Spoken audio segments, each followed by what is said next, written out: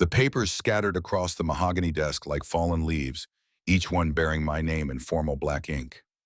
Zachary Carter. The name felt foreign even though it had been mine for 17 years. Across from me, the lawyer adjusted her wire-rimmed glasses and cleared her throat. Patricia Roberts had the kind of face that had seen too many family disputes, too many bitter inheritances fought over kitchen tables and courthouse steps. But today, her expression was different. Today, she looked genuinely concerned. "Your Aunt Carolyn Morris has filed a counterclaim to your grandmother's will," she said, her voice measured and careful. "She's claiming adverse possession of the property. Says she's been living there and maintaining it for the past 15 years, ever since your grandmother became ill." I stared at the documents, the legal language swimming before my eyes like alphabet soup.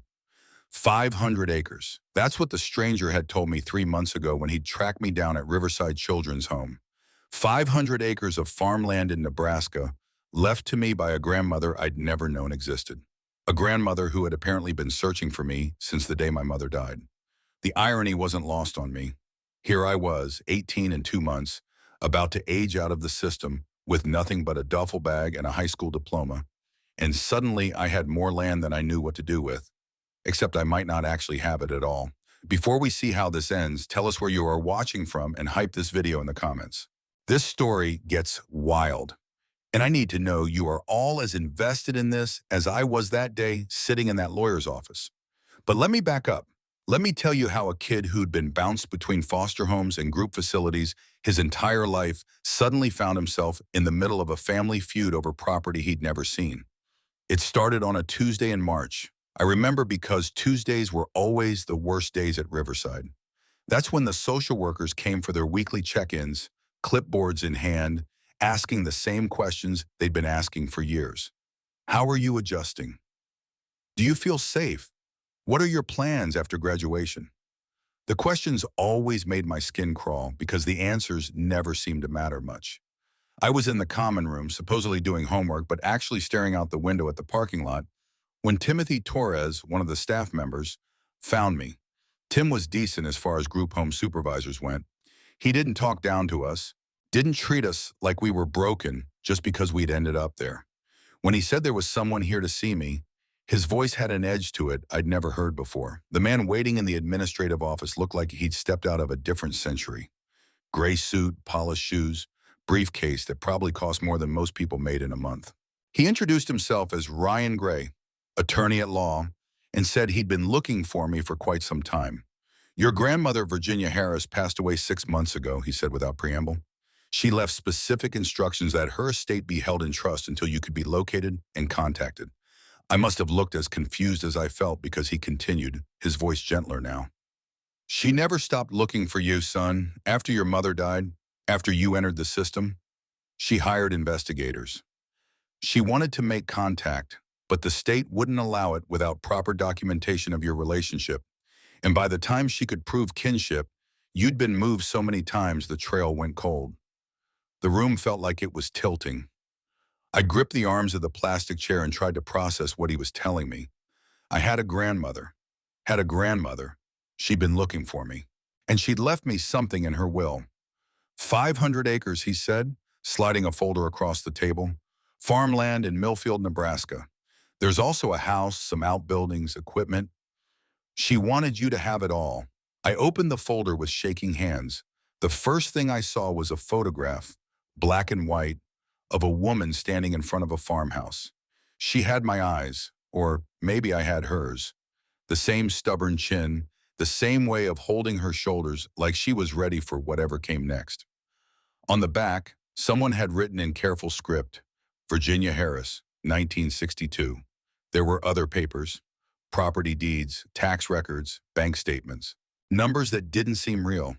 But it was the letter at the bottom of the stack that broke something loose in my chest. "My dear Zachary," it began. "If you are reading this, then I am gone, and you are finally old enough to understand what I am about to tell you.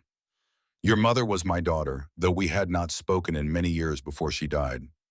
I failed her in ways I am still learning to understand, and I failed you by not fighting harder to bring you home after she was gone. This land has been in our family for 4 generations. It should have been yours from the beginning. I hope it can be a new beginning for you now. The letter was signed simply, Grandma Virginia. Ryan Gray explained the logistics while I sat there trying to absorb the fact that someone had been thinking about me, planning for my future while I'd been convinced I was completely alone in the world. The property was mine, free and clear. There was even a trust fund set up to cover taxes and basic maintenance until I turned 21. But there was a complication. Your grandmother's sister-in-law, Carolyn Morris, has been living on the property since your grandmother became ill, he said. She moved in to help with care, but she never moved out after the funeral. She's claiming squatters' rights now, saying she's maintained the property and has a legal right to stay. I didn't know much about law, but I knew enough about people to recognize a hustle when I heard one. Still, the thought of confronting some stranger who'd been living in what was supposed to be my house made my stomach churn. I'd never been good at conflict. When you grow up in the system, you learn to keep your head down, don't make waves, don't give anyone a reason to move you again. But this was different. This wasn't just about me anymore. This was about Virginia Harris, a woman who'd spent years searching for her grandson, who'd held on to hope even when I'd given up on the idea of family entirely. I'll go, I told Ryan Gray. I'll go see the property and figure out what to do about Carolyn Morris. He nodded like he'd expected that answer. I've arranged for local counsel in Nebraska, he said. Patricia Roberts. She's handled agricultural law for 30 years, knows everyone in the county. She'll meet you there and help you understand your options. The next 2 weeks passed in a blur of paperwork and preparation. Tim helped me get my documents together, made sure I had everything I'd need for what might be a permanent move. The other kids at Riverside treated me like I'd won the lottery, and maybe I had, but it didn't feel like winning. It felt like stepping off a cliff and hoping someone had remembered to pack a parachute. The bus ride to Nebraska took 14 hours. I'd never been west of the Mississippi River, never seen landscape that stretched on forever without a building or billboard to break up the horizon. By the time we pulled into the station at Grand Island, where Patricia Roberts was waiting to drive me the rest of the way to Millfield, I felt like I'd traveled to another planet. Patricia was exactly what I'd pictured when Ryan Gray described her. 60-something, silver hair pulled back in a no-nonsense bun, handshake that could crack walnuts. She drove a pickup truck that had seen better decades and talked about crop rotation and water rights, like I had any idea what she was talking about. Your grandmother was a good woman, she said as we turned off the highway onto a gravel road that seemed to stretch toward the edge of the world. Stubborn as a mule, but good. She never got over losing your mother, never got over not being able to find you sooner. The farmhouse appeared suddenly, rising out of the prairie like something from a dream. 2 stories, white clapboard siding that needed paint, wrap-around porch that sagged slightly on one side. There were outbuildings scattered around the property, a red barn that looked solid despite its age, equipment sheds, what might have been a chicken coop. And everywhere, as far as I could see, there was land. Rich, dark soil that looked like it could grow anything you asked it to. A woman came out of the house as we pulled into the driveway. She was younger than I'd expected, maybe 45, with auburn hair and the kind of tan that came from working outdoors. She wore jeans and a flannel shirt, work boots that had seen serious use. When she saw me get out of Patricia's truck, her expression shifted from curiosity to something harder to read. "You must be Zachary," she said, not moving from the porch steps. "I'm Carolyn Morris." We stared at each other for a long moment. I'd been expecting someone older, someone who looked like she'd taken advantage of an elderly woman's illness. Instead, Carolyn Morris looked like she belonged here, like she'd grown up from the soil itself. "I suppose you're here to kick me out," she said. "I suppose I'm here to figure out what's going on," I replied. Patricia stepped between us before the conversation could get more heated. "Why don't we all go inside and talk this through like civilized people?" she suggested. The inside of the house was exactly what I'd imagined my grandmother's home would look like. Hardwood floors worn smooth by generations of feet, furniture that was built to last, photographs covering every available surface. But it was clear that Carolyn had made herself at home. Her clothes hung in the front closet, her coffee mug sat on the kitchen counter, her books filled the shelves in what had probably been my grandmother's reading room. "I've been taking care of this place for 15 years, Carolyn said as we settled around the kitchen table. "When Virginia got sick, I moved in to help, After she died, I stayed because someone needed to maintain the property. I put my own money into repairs, my own time into keeping the farm running. She pulled out a folder thick with receipts and invoices. New roof on the barn, she said, spreading papers across the table. Replaced the well pump, fixed the heating system, painted the exterior. I've got documentation for every penny I've spent. I looked at the numbers. Thousands of dollars, years of work, proof that Carolyn Morris had indeed been caring for the property. But I also noticed something else in her tone, something that made me think there was more to this story than simple caretaking. "Did you know my grandmother well?" I asked. Carolyn's expression softened slightly. "She was married to my late husband's brother," she said. "We weren't close, but we were family. When she got the diagnosis, when she realized she couldn't manage on her own anymore, she asked me to help." "What kind of diagnosis?" "Alzheimer's," Patricia said quietly. "It progressed quickly in the last few years." I felt something cold settle in my stomach. My grandmother had been sick, confused, maybe not fully aware of what she was doing when she made her will. Maybe Carolyn Morris had a point. Maybe I was the interloper here, showing up to claim property from someone who'd actually been doing the work of maintaining it. But then Carolyn said something that changed everything. She talked about you constantly, especially near the end, always wondering where you were, whether you were safe, whether you'd ever come home.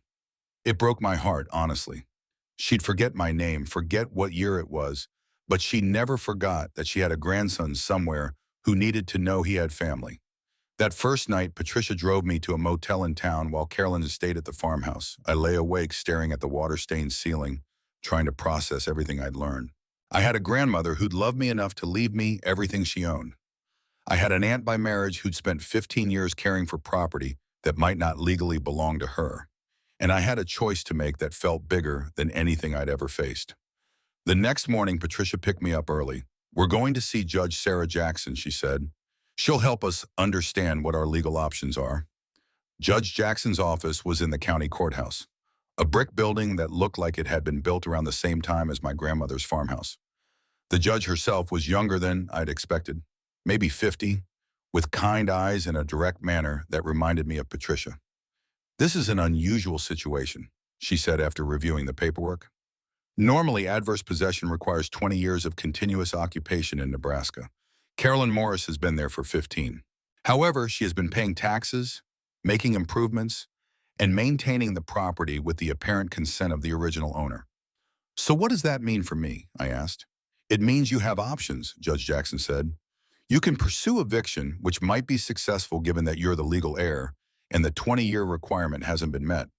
Or you can work out some kind of arrangement with Mrs. Morris that acknowledges her investment in the property while preserving your inheritance."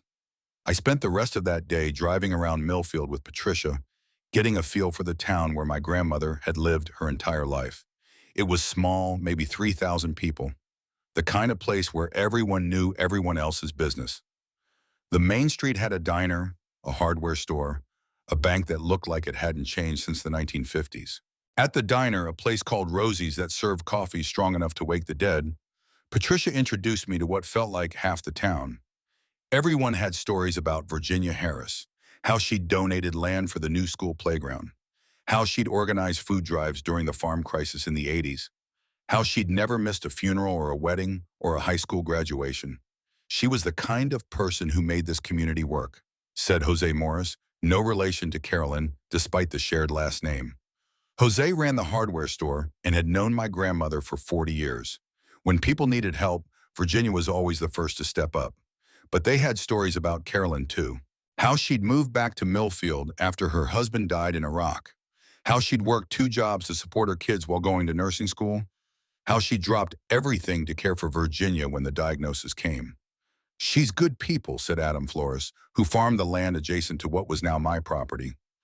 Carolyn could have put Virginia in a facility and walked away. Instead, she gave up her own life to make sure Virginia could stay in her own home as long as possible. The picture that emerged was complicated. 2 women who'd both sacrificed for family, both deserving of respect and consideration. And me, caught in the middle with a legal right that felt increasingly hollow the more I learned about the actual situation. That evening, I asked Patricia to drive me back to the farmhouse. I found Carolyn in the barn, feeding chickens I hadn't noticed during my first visit. She looked up when I approached, her expression guarded. "I've been thinking about what you said," I told her, "about taking care of this place, about putting your own money into it." She nodded but didn't speak, waiting to see where I was going with this. "I've also been thinking about my grandmother, about what she would want. And I don't think she'd want us fighting over this land while she's barely been in the ground 6 months." "What are you suggesting?" Carolyn asked. "I'm suggesting we figure out a way to make this work for both of us." We talked until well past midnight, sitting on the front porch with cups of coffee that had gone cold hours earlier. Carolyn told me about her husband, killed by a roadside bomb in Fallujah when their kids were still in elementary school.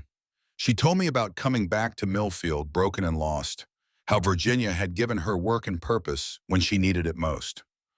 I told her about the foster homes, the group facilities, the constant feeling of being temporary in every situation I'd ever been in. I told her about the letter from my grandmother, about learning that someone had been thinking about me all those years when I thought I was completely forgotten. By the time the sun came up, we'd worked out the framework of an agreement. Carolyn would stay in the farmhouse and continue managing the day-to-day operations of the property.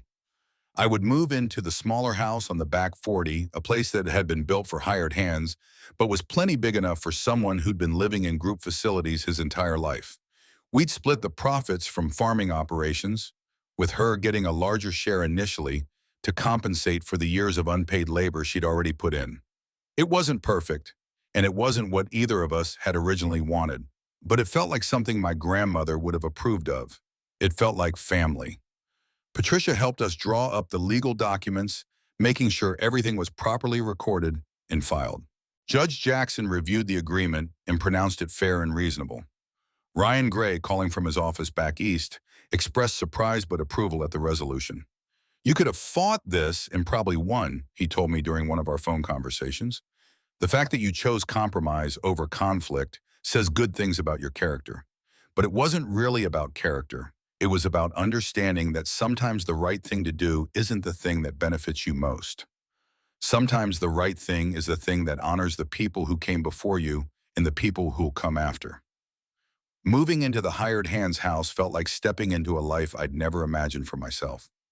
It was small, just 2 rooms and a bathroom, but it was mine in a way that nowhere had ever been mine before.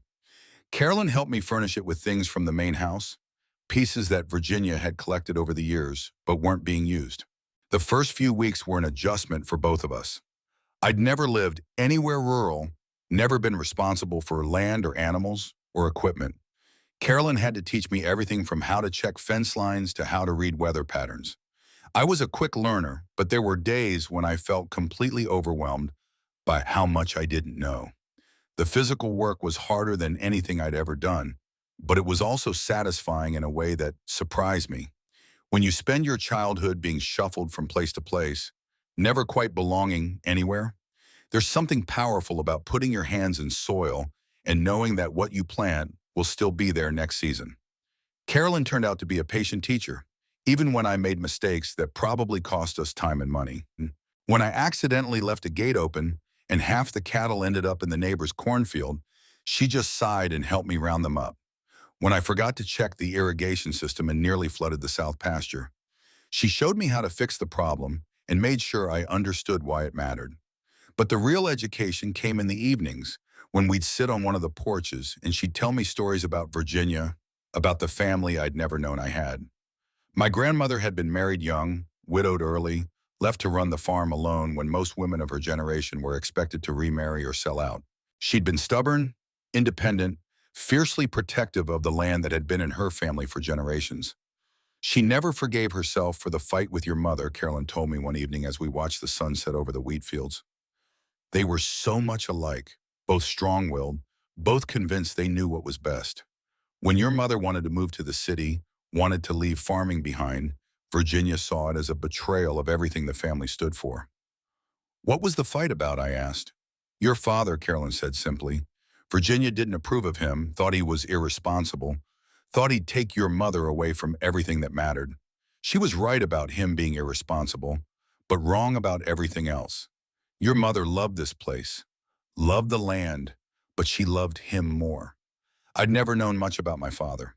The records just said he died in a car accident when I was 2, that my mother had struggled as a single parent until her own death from cancer when I was 5. Learning that there had been family conflict, that my grandmother had disapproved of choices that led to my existence, should have hurt. Instead, it helped me understand why she'd been so determined to find me after my mother died. She spent 20 years regretting that fight, Carolyn continued. 20 years wishing she'd handled things differently, wishing she'd supported your mother's choices instead of opposing them. When your mother died, when you went into the system, it nearly destroyed her. As summer turned to fall, I began to understand why my grandmother had fought so hard to keep this land in the family. There was something about the rhythm of farm life, the connection to seasons and weather, and the patient work of growing things that felt like coming home to a place I'd never been. I also began to understand Carolyn's attachment to the property. She'd put 15 years of her life into this place, had made it her home when she had nowhere else to go. The idea of walking away, of starting over somewhere else, would have been devastating. Our partnership wasn't always smooth. We had different ideas about priorities, different approaches to problem solving. Carolyn was cautious, methodical, someone who'd learned to be careful with resources because she'd never had enough of them. I was impatient, eager to try new things, sometimes frustrated by the slow pace of agricultural life. But we learned to work together. When the combine broke down during harvest, we spent 3 days in the field with wrenches and prayer, determined to get the crop in before the weather turned. When a late spring frost threatened the wheat, we were out at 4 in the morning, setting smudge pots and hoping for the best. The first year's profits weren't much, split between 2 people and reduced by equipment, repairs, and unexpected expenses.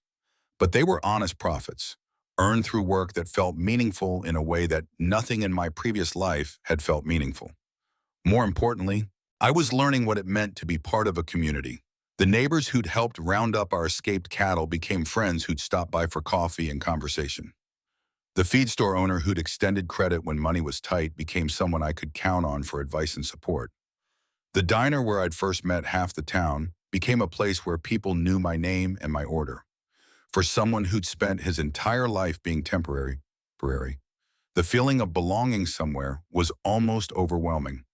There were mornings when I'd wake up in my small house, look out at land that stretched to the horizon, and have to remind myself that this was real, that this was my life now.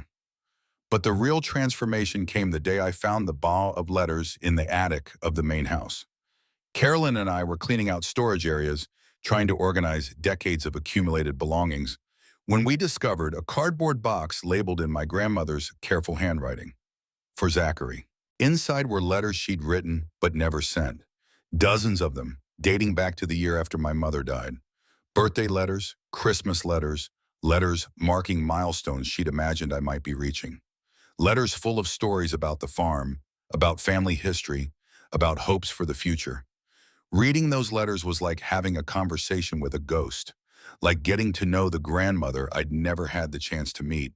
Virginia Harris came alive on those pages, not as the stern, disapproving woman who'd fought with my mother, but as someone who'd learned from her mistakes, someone who'd grown and changed and regretted. In one letter written on what would have been my 10th birthday, she described the treehouse she'd built in the old oak behind the barn, hoping that someday I'd come home and want to play there. In another written when I would have been starting high school, she talked about the scholarship fund she'd established at the local school, money set aside for students who wanted to study agriculture or environmental science. But it was the last letter written just months before her death that broke my heart and healed it at the same time. My dear grandson, it began. I know you will probably never read these words, but I need to write them anyway. I need you to know that not a day has passed since your mother died that I haven't thought about you, wondered where you are, hoped that you are safe and loved.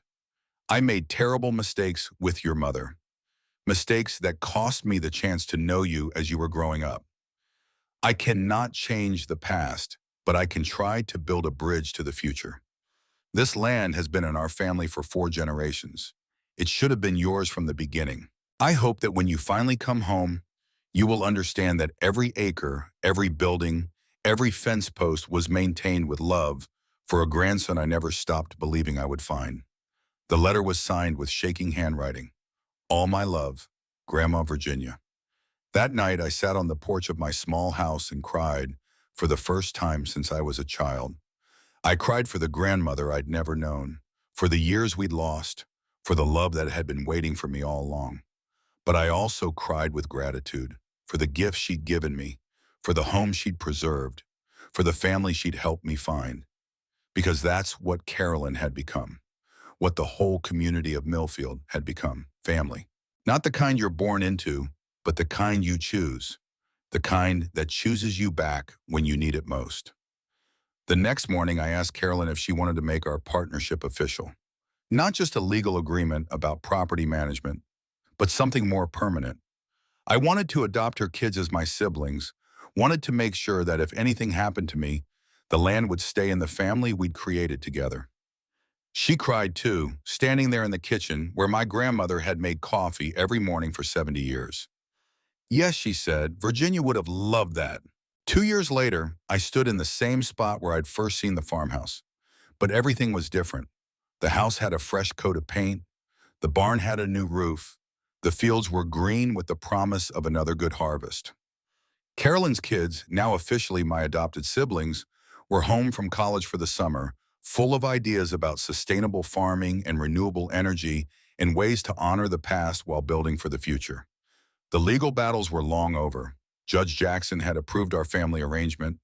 Patricia Roberts had helped us navigate the adoption process. And Ryan Gray had finally closed the estate file with a note of congratulation for finding such an innovative solution to a complicated problem. But more than that, I'd found my place in the world. I'd learned what it meant to belong somewhere, to be part of something bigger than myself. The scared 17-year-old who'd stepped off a bus in Grand Island with nothing but a duffel bag and a lot of questions had grown into someone who could look at 500 acres of Nebraska farmland and see home. I'd also learned about forgiveness, about second chances, about the way love can bridge gaps that seem impossible to cross. My grandmother had spent 20 years regretting her mistakes with my mother, 20 years hoping for a chance to make things right with me. She'd died before we could meet, but the love she'd left behind had been enough to build a new family, a new life, a new understanding of what it meant to belong. The farm was thriving in ways that went beyond profit margins and crop yields. We'd opened our land to school groups, teaching kids about agriculture and environmental stewardship. We'd partnered with the county extension office to host workshops on sustainable farming practices. We'd turned my grandmother's scholarship fund into a foundation that helped kids from difficult backgrounds find their way to college. Most importantly, we'd created a place where people could come home. Carolyn's kids would always have the farm to return to, no matter where their careers took them. The hired hand's house had become a guest house for family and friends who needed a place to stay, a place to heal, a place to start over. And I'd finally understood what my grandmother had been trying to tell me in all those unsent letters. Home isn't just a place you're born into. Sometimes it's a place you have to find, a place you have to fight for, a place you have to build with your own hands and your own choices. Standing there in the evening light, watching the sun set over the land that had been in my family for 4 generations and would be for generations to come, I felt the kind of peace I'd never known was possible. I'd found my way home, not just to a place, but to an understanding of who I was and where I belonged. Now, 5 years after that first bus ride to Nebraska, I wake up every morning in the house that Carolyn and I built together on the hill overlooking the original farmstead. She lives in the main house with her youngest daughter, who's finishing high school, while her older kids visit whenever they can get away from their own lives and careers. We've expanded the operation, bought adjacent land when it became available, invested in equipment and infrastructure that will serve us for decades to come. But the real success isn't measured in acres or profits. It's measured in the fact that I can look at this land and see not just property, but legacy. Not just a business, but a home. The letters from my grandmother sit in a frame on my desk, a daily reminder of the love that brought me here, the forgiveness that made it possible, the hope that sustained us all through the difficult times. Sometimes I write my own letters, messages to the future family members who might someday inherit this land, trying to pass on the wisdom that Virginia Harris tried to pass on to me. I've learned that family isn't just about blood relations. It's about the people who choose to stand by you when things get difficult, who celebrate your successes and help you learn from your failures. Carolyn and her kids became my family not because of any legal document, but because we chose each other, because we built something together that was stronger than any of us could have built alone. I've also learned that home is something you create, not something you find. It's built from daily choices, from the decision to stay when things get tough, from the commitment to care for something bigger than yourself. This farm is home not because my grandmother left it to me, but because I've put my sweat and my dreams and my future into every acre. The scared kid who stepped off that bus 5 years ago couldn't have imagined this life, couldn't have pictured himself as someone who belonged anywhere, let alone somewhere as beautiful and challenging as this place. But that's the thing about second chances, about the kind of love that reaches across time and distance and misunderstanding. It can transform not just your circumstances, but your understanding of what's possible. So to everyone listening to this story, everyone who's ever felt like they didn't belong anywhere, everyone who's ever wondered if they'll find their place in the world, I want you to know that sometimes the thing you're looking for is looking for you too. Sometimes the family you need is waiting to be created. Sometimes home is just one decision, one leap of faith, one willingness to forgive and be forgiven away. I'd love to hear your stories too. Have you ever discovered family you didn't know you had? Have you ever found home in an unexpected place? Drop a comment and let me know where you are watching from, what your own journey to belonging has looked like.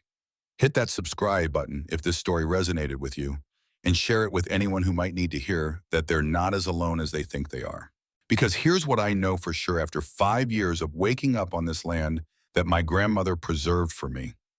We're all looking for the same thing, really. We're all looking for a place where we matter, where our presence makes a difference, where we can build something lasting and good. Sometimes that place is where you started. Sometimes it's somewhere you never expected to end up. But it's always, always worth the journey to find it. The sun is setting now over the wheat fields, painting the sky the same colors it painted the sky when my grandmother was young, when she first fell in love with this land and decided to spend her life caring for it. Tomorrow there will be work to do, crops to tend, decisions to make about the future. But tonight I'm just grateful. Grateful for second chances, for found family, for the kind of love that reaches across time to bring you home.